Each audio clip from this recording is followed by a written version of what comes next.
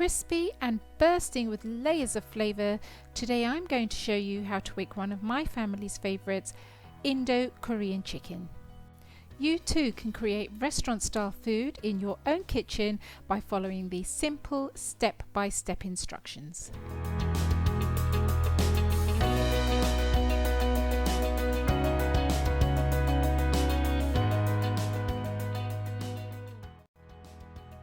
Let's start with taking 3 tablespoons of corn flour in a bowl. We'll season this with salt and pepper.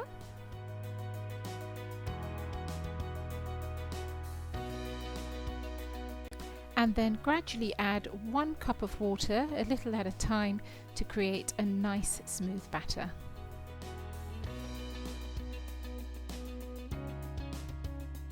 Note that the batter shouldn't be too thick. Once we've achieved a smooth batter, we can set it aside for a while whilst we dust our pieces of chicken with corn flour. Take the remainder of your corn flour and season it with salt and pepper.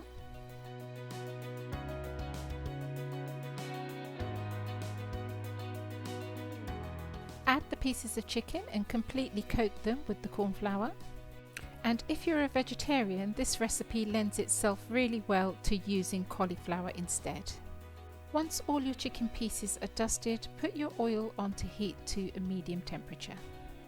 We're now going to add the chicken pieces to the batter one by one and then fry them at a medium heat. Note, it's always a good idea to check the temperature of the oil before you start frying. If the batter, when you drop it into the oil, doesn't rise straight away, that means you've got the correct temperature. Make sure that you maintain a medium heat at all times because what we want to do is make sure that the chicken cooks through. We want to make sure that it cooks through properly so that you've not got raw chicken because later on when we fry it again, it is just going to be a flash fry.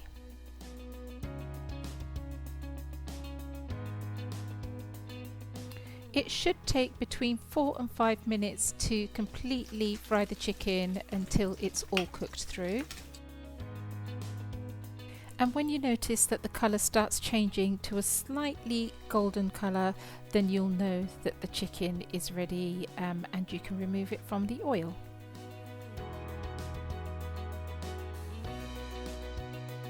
So as you can see, the chicken is all now fried.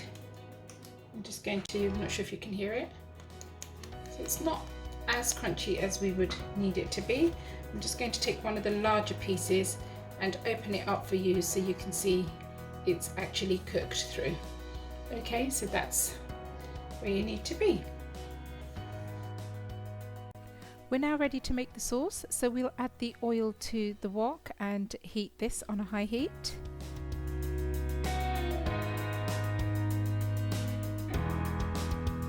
To this we add the onions and fry for about a minute. Then add the garlic and ginger and fry for a further couple of minutes.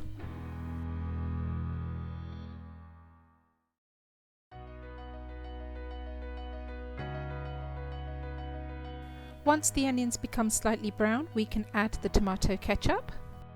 Then add the sweet chili sauce and the soy sauce.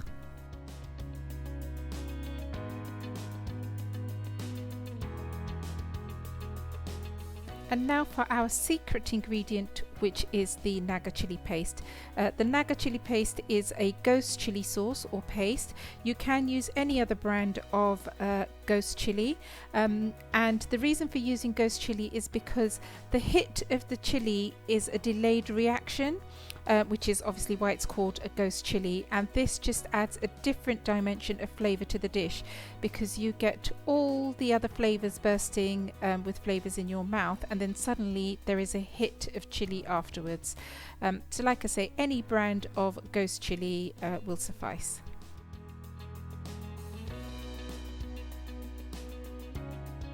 We now add the balsamic vinegar and the white wine vinegar.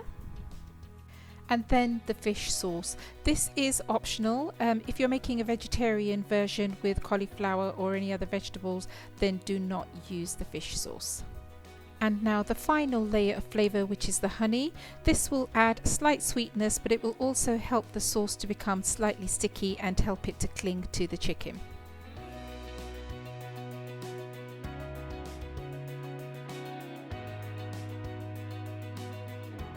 you'll soon achieve a thicker consistency, and there you have it, a layer of flavours, salty, tangy, slight sweetness, and then boom, that sudden hit of chili that creeps in afterwards. And I suppose that's what makes this dish so different. It's the different layers of flavours, the different textures, which I believe is what makes it so unique. And now we're ready to refry our chicken. So we heat the oil, but this time to a high temperature, as we're just going to flash fry the previously fried chicken.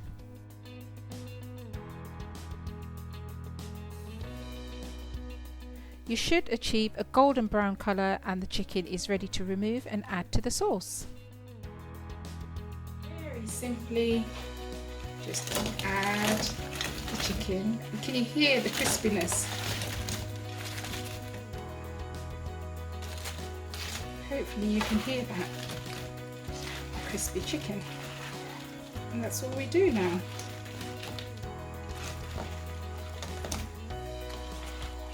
Is coat the chicken. It's really important to only add the chicken to the sauce when you're ready to serve, because this way it retains its crispness.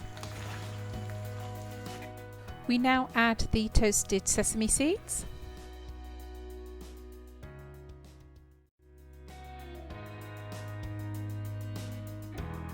And there you have it, restaurant style crispy Indo-Korean chicken.